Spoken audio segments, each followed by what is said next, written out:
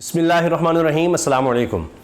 ज़ुबैर अली ख़ान ये सहाफ़ी हैं, इन्होंने एक ट्वीट किया जो मेरी नज़र से गुजरा और उसके बाद फिर मैं मजबूर हो गया कि मैं जाकर देखूं कि फवाद चौधरी अब कर क्या रहे हैं कि इस तरह से सहाफ़ी भी मजबूर हैं कि फवाद चौधरी को सराहें, तारीफ़ करें फवाद चौधरी की। अब इसमें तो कोई दो राय नहीं कि फवाद चौधरी साहब ने इस्तेकाम पाकिस्तान पार्टी में जाकर, या अब कहाँ वो इस्तेकाम पाकिस्तान पार्टी में रहे, या तहरीक इंसाफ को छोड़कर बहुत बड़ी गलती की। अब तो वो इसके अलावा तो कुछ नहीं कहा जा सकता कि वो तहरीक इंसाफ में भरपूर तरीके से वापसी कर चुके हैं अपनी तरफ से। अब आगे से रास्ते बंद मिले तो वो अलग बात है, मगर अपनी तरफ से उन्होंने ऐसी वापसी की है कि पहले से भी ज्यादा मौजूदा हुकूमत के खिलाफ हैं और तहरीक इंसाफ की ऐसे तारीफ कर रहे हैं कि आप भी हैरान होंगे। आप ये देखिए कि ज़ुबैर अली खान क्या लिखते हैं, Fawad Chaudhry has no parallel in political communication. कहते हैं जी कि अब ज़ाहिर एक सहाफ़ी हैं, वो भी ये कहने पर मजबूर है कि जी जिस तरह से इबलाग जो है, सियासी तौर पर इबलाग आता है, कम्युनिकेशन करना आती है फवाद चौधरी को, उसका कोई मुकाबला नहीं। और बतौर वज़ीर इत्तलात उन्होंने बड़ा नाम कमाया। अब देखिए उनके फॉलोअर्स कहाँ पर चले गए, 60 लाख से ज़्यादा। पाकिस्तान में बहुत कम लोग हैं जिनके इतने ज़्यादा फॉलोअर्स हैं। और फिर जिस तरह वो जवाब देते थे, और इसीलिए उनको शो में अकेले बुलाया जाता था कि वो रेटिंग उनकी इतनी ज़्यादा आती थी कि अकेला वो बंदा आता था। और बस ये उनको एक कमाल हासिल है कि वो कम्युनिकेट बड़ा ज़बरदस्त करते हैं। अब वो अलग बात कि अब जाहिर है कि आपके पास कम्युनिकेट करने के लिए भी तो कोई कुछ होना चाहिए। किसी ने कहा कि जी ये इमरान खान जो है ना, ये क्यों इतना पॉपुलर है, और पैसा लगाओ सोशल मीडिया पे, ये करो वो करो। और तहरीक इंसाफ से यकीनन बाकी जमातें, अगर पैसे की बात की जाए, रकम खर्च करने की, वसाइल की बात की जाए, तो बाकी जमातें कहीं आगे हैं, मैं बता रहा हूँ, बहुत वो लगा रहे हैं। मगर मसला क्या है कि कम्युनिकेशन के एक्सपर्ट्स ये कहते हैं आपके पास प्रोडक्ट भी तो कोई होनी चाहिए। तो ये भी एक प्रॉब्लम है। अभी हबीब अकरम साहब ने एक बड़ा ज़बरदस्त वीलॉग किया है, तो मैं तो चाहता हूँ कि उस पर एक अलग से वीडियो बनाई जाए कि उन्होंने बाकायदा पूरा बताया है कि 3-4 नस्लें अगर आप देखें तो उनमें इमरान खान ने मकबूलियत इतनी ज़्यादा हासिल की कि अभी जो बच्चे बोल भी नहीं सकते, अगर सही तरह से लफ्ज़ की अदायगी नहीं कर सकते, उनको भी अगर किसी पॉलिटिशियन का नाम आता होगा, किसी पाकिस्तान की मशहूर शख्सियत का आप उनसे पूछेंगे तो शायद वो इमरान खान का ही नाम अगर ले तो ले किसी और की जगह। तो ये तो उन्होंने साबित किया। तो अब बात यह है कि फिर फवाद चौधरी के पास भी तो एक कुछ होना चाहिए ना बात करने के लिए। अब जो ही वो तहरीक इंसाफ की तरफ की बात करते हैं तो एक बात में वजन नजर आता है। अब फवाद चौधरी ने कहा क्या, जिस पर ज़ुबैर अली खान ने कहा कि जी इनका कोई मुकाबला नहीं है कम्युनिकेशन में फवाद चौधरी का। फवाद चौधरी लिखते हैं, वज़ीर आज़म हाउस से लेकर MPA के हल्के तक नून लीग तहरीक इंसाफ की हुकूमत के मनसूबों पर अपनी तख्तियां लगाकर अपनी नालायकी और नाअहली को मजीद वाज़े कर रही है। अब देखिए इसमें दो चीज़ें हैं। एक तो शदीद तनकीद है नून लीग पर, PDM पर, कि जी यानी MPA से लेकर वज़ीर आज़म हाउस तक सारे जो काम कर रहे हैं ना, जिस हल्के में भी जा रहे हैं वहाँ तहरीक इंसाफ के काम हुए हैं, उन पर अपनी तख्तियाँ लगा रहे हैं, जिससे इनकी और ज़्यादा नाअहली और नालायकी साबित होती है। लोगों को पता है, उस हल्के के लोगों को पता होता है किसने ये काम शुरू किया था। तो अभी आप गवादर में भी देखें, दीगर जगहों पर जाकर वही जो हो चुके हैं काम, जिनके इफ्तिदा भाई आप मुकम्मल करें, आगे बढ़ाएं, तो बड़ी मेहरबानी आपकी। वरना तो आपने सेहत कार्ड से लेकर वो लंगर खाने और दीगर कई काम आपने तो बंद कर दिए। हत्ता कि मैं देख रहा था कि इतना इन्होंने जुल्म किया है कि जो कराची में शौकत खाना बन रहा था, जो पाकिस्तान का सबसे बड़ा हॉस्पिटल था कैंसर का, वो भी इन्होंने उसका भी काम रुक गया, क्योंकि इतने लोग पकड़ धकड़ करेंगे जो लोग उस काम में इन्वॉल्व थे, या जाहिर है कि हो सकता है तहरीक इंसाफ के लोग भी, या जो भी कॉन्ट्रैक्टर होगा वो भी कहेंगे जी हमारे पीछे भी ना आ जाए। तो मैंने एक वीडियो देखी कि उस पर काम स्लो हो गया, या वरना अब तक इफ्तिताह की तरफ होना था मामला। तो ये तो हाल है इस हुकूमत का। अच्छा, अब आप ये देखें कि एक तरफ मौजूदा हुकूमत PDM की वो यानी बैंड बजा रहे हैं, और दूसरी तरफ जनाब यानी उन पर शदीद तनकीद कर रहे हैं, और दूसरी तरफ तहरीक इंसाफ की बहुत ज़्यादा तारीफ कर रहे हैं। अच्छा, और फिर आगे लिखते हैं जी, गवादर हो या जेहलम, तख्तियों पर अपने नाम लिखवाने से मंसूबे आपके नहीं हो जाने, एक बदतरीन दौर अपने अंजाम को पहुंच रहा है। और ये देखें, यानी ये मंसूबे आपके नहीं हो जाने, बदतरीन दौर भी उसको कह दिया अपने अंजाम को पहुंच रहा है। इस पर जनाब ज़ुबैर अली खान जो है ना वो तारीफ कर रहे हैं। अच्छा, अब चंद और मैं आपके सामने रख देता हूँ पिछले तकरीबन 24 घंटे की जो ट्वीट्स हैं। फवाद चौधरी एक और बात लिखते हैं कि जी डिप्टी स्पीकर कौमी असम्बली की सरबराही में 25 मेंबरान पार्लियामान के न्यूयॉर्क के दौरे पर करोड़ों रुपए खर्च किए गए। अभी तक वजारत खारजा इस दौरे पर उठने वाले अखराजात की तफसील देने से गुरेजा क्यों है। शाजिया मरी नूर आलम खान, रुबीना आलम और दर्जनों दूसरे मेंबरान का इस मुश्किल मुआशी सूरत हाल से दो चार मुल्क के करोड़ों रुपए वो भी डॉलर्स में उजाड़ना इंतहाई काबिल मजम्मत है। इस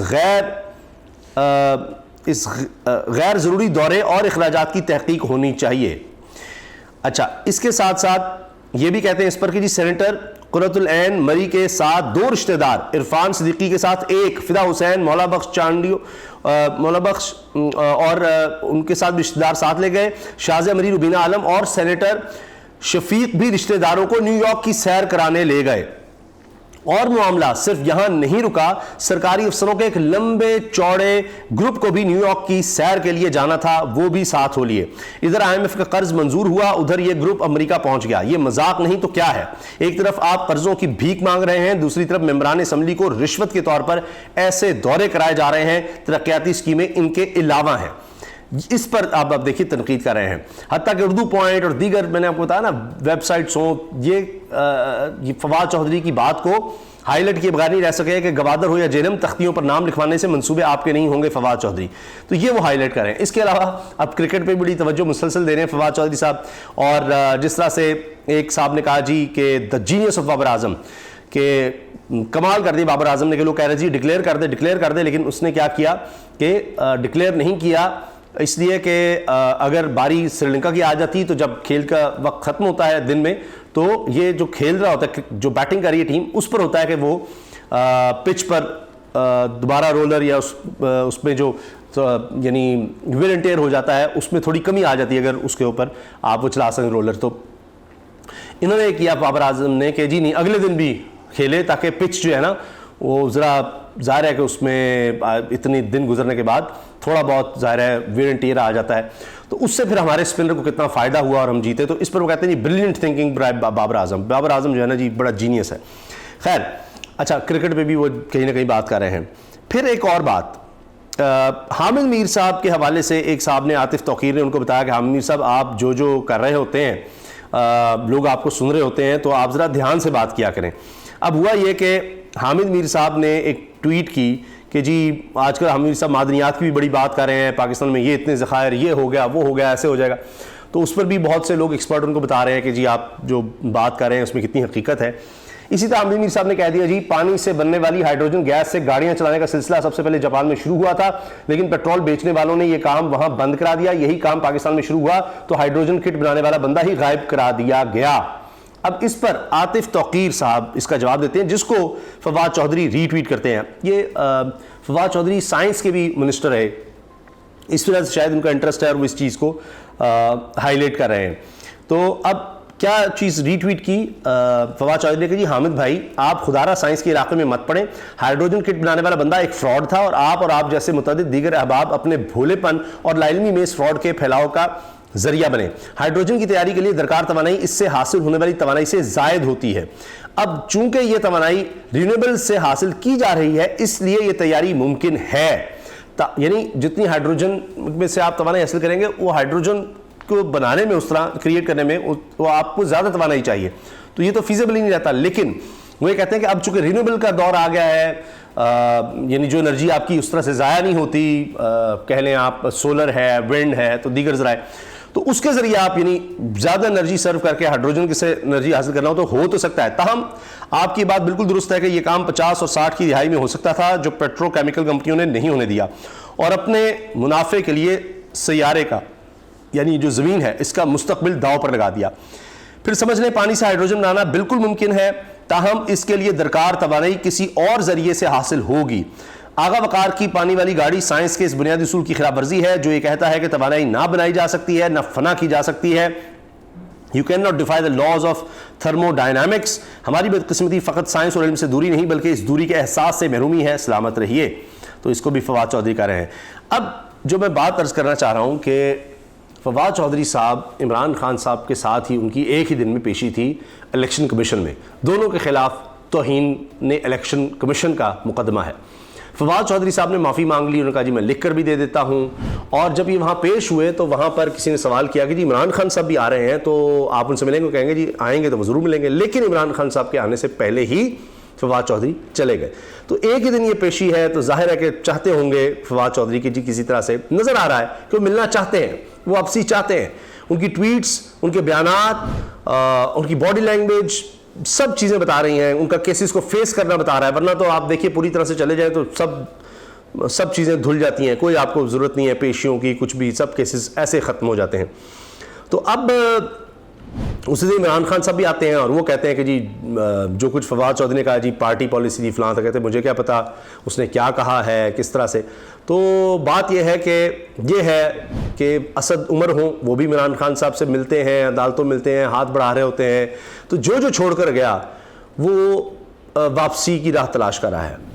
और आप अंदाज़ा लगाएं कि ये लोग भी बहुत वेल इन्फॉर्म्ड हैं, यानी इनको असद उमर साहब हो, फवाद चौधरी हो, क्या हालात है, क्योंकि तो फेस कर रहे हैं, इनको तो हमसे भी ज़्यादा पता होगा कि हालात किस तरफ जा रहे हैं, मकबूलियत क्या है, सियासतदान भी हैं, ये इदारों को भी जानते हैं, क्यों इनको छोड़कर जाना पड़ा, किसने कहा, क्या हुआ, मुकदमात का सामना, ये तो उसमें है ना जी। हम तो बाहर से देख रहे हैं, ये तो उस समंदर में मौजूद है सियासत के और सारा कुछ। तो ये अगर वापसी की राहें तलाश कर रहे हैं, ये अगर नज़र आ रहा है कि हमसे गलती होगी, तो अब सोचिए कि हालात किस तरफ हैं। इसमें तो कोई दो राय नहीं, तो कोई शक ही नहीं है कि जी इमरान खान साहब के ख़िलाफ़ बिल्कुल फ़ैसला हो चुका है कि इनको छोड़ना नहीं है, इनको नाहल करना है, जेल में डालना है, पार्टी को ये करना है। लेकिन फिर भी ये लोग क्यों वापसी चाह रहे हैं कि जब इनको पता है, इनको नहीं पता कि ये सारे फैसले हो चुके हैं। लेकिन इसका मतलब ये है कि अवाम का रद्द-ए-अमल, अवाम, लोग, उसका प्रेशर लोगों का कितना ज़्यादा है, इनको भी नज़र आ रहा है कि मामला इस तरह से संभाले नहीं जा सकते। किसी के बस में नहीं है कि अगर लोग इतनी बड़ी तादाद में जब भी इलेक्शन हुए, किसी ना किसी तरह पर आपको इलेक्शन करवाने पड़ेंगे, कुछ ना कुछ आपको 10-15%, 20% तो उनको फेयर रखना पड़ेगा। कितनी को रिगिंग करेंगे आप, क्या कर लेंगे आप, और ये मुल्क इससे मुतमिल नहीं हो सकता। तो कुछ भी होगा तो इतना ज़्यादा लोगों में एक रद्द-ए-अमल है कि वो शायद सबको बहा कर ले जाएगा। तो शायद इस वजह से अब ये सारी बातें ये हो रही हैं जो आपके सामने। बाकी आप अपनी राय का इज़हार कमेंट सेक्शन में ज़रूर कीजिएगा। अल्लाह हाफ़िज़।